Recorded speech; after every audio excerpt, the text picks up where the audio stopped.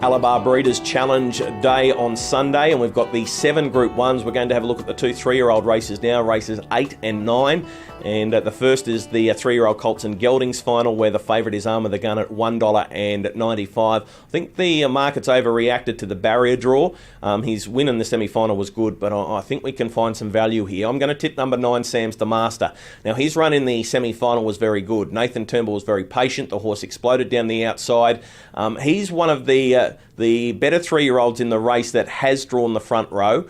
You can get $6.50 about him. He hits the line extremely well, and I think he's a bit more versatile. Keep in mind, Nathan Turnbull broke his leg in an accident on a ride-on lawnmower earlier in the year. It's all been about getting back for this race, all the rehabilitation. Doctors said it was going to be touch and go whether he'd be right for the Breeders' Challenge, but he's done all the work, and it would be an absolute fairy tale if Sam's the Master was able to win this race, and it would be a massive afternoon for the entire Turnbull family. So I'll put number 9, Sam's the Master, on top. Hardest to beat in the race is number 14, Match in Heaven.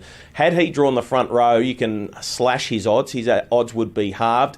He's got the good barrier draw. I think he can push through in the early stages, and he's a very versatile horse. We saw him win the Young Derby, and he was disappointing in the Derby, New South Wales Derby series, where he got run out in the heat stages.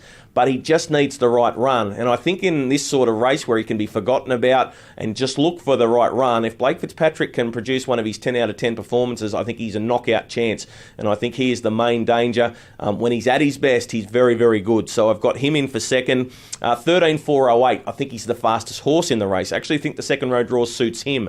He won't do any work in the early stages. Matt Rue can just have him coiled up. It's going to be how close he can get to the speed. If he's too far back, he won't be able, even if he unleashes that devastating finish he's got, he's just not going to be able to get in contact with the leaders. But he's definitely a place chance, even if he doesn't get a nice run through. And I've thrown in number 4, Arm of the Gun, for 4th. That means I'm leaving out a horse like Charleval. I'm just not happy with his barrier draw. He's drawn inside second row. So numbers for me in the 3-year-old Colts and Geldings final, I'm going with 9, Sam's the Master, to beat 14, Match in Heaven, 13.408, and I've thrown in number 4, Arm of the Gun, for 4th, 9, 14, 13 and 4 in the 3-year-old Colts and Geldings final.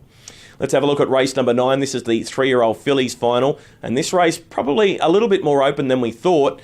A month ago, a 2-horse race between Heaven's Trend and My Mackenzie, but the performance of Jillaby Jitterbug in the semi-finals has changed that up somewhat. Let's have a look at the market, where Heaven's Trend is the $2 favourite, Jillaby Jitterbug at $3.50, and we've got $4.50 for My Mackenzie. I'm going to tip Heaven's Trend. I think there just has been improvement for her from a 2-year-old season to a 3-year-old season. Gavin Lang saying she's much more mature, she's much more a racehorse, so if she's forced to do work on Sunday afternoon, I don't think that's a problem, especially with the fast beginner Jillaby Jitterbug drawn underneath her. So expect Heaven's Trend. She may even end up with the 1-1 if Gavin Lang kicks forward at the start and Luke McCarthy is forced to come out of the gate on My Mackenzie and do all the bullocking work up outside the leader. So I think Heaven's Trend is going to map okay despite drawing outside of Jillaby Jitterbug. Jillaby Jitterbug is the main danger. Her performance in the semi-final was great. Speaking with some drivers at that meeting, they suggested that the spot to be was on the pegs. Very hard to make ground once you were one cart off.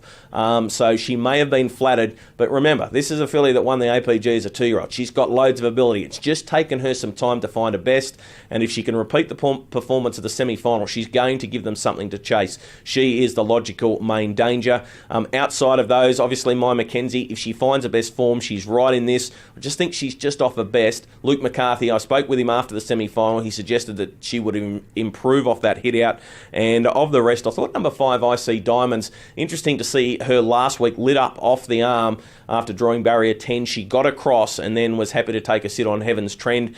Drawn next to Heaven's Trend, they may try and press the go button on her, but she might find herself caught outside, a horse like Jillaby Jitterbug, and not too sure whether Gavin Lang would be happy to hand the death over without a fight either. So I've gone 4 on top to beat numbers 3, 7 and 5 in the 3-year-old Breeders' Challenge final, sponsored by Alabar. That's the 3-year-old preview. Preview's available on the Harness Media Centre for all races, and looking forward to the racing on Sunday afternoon.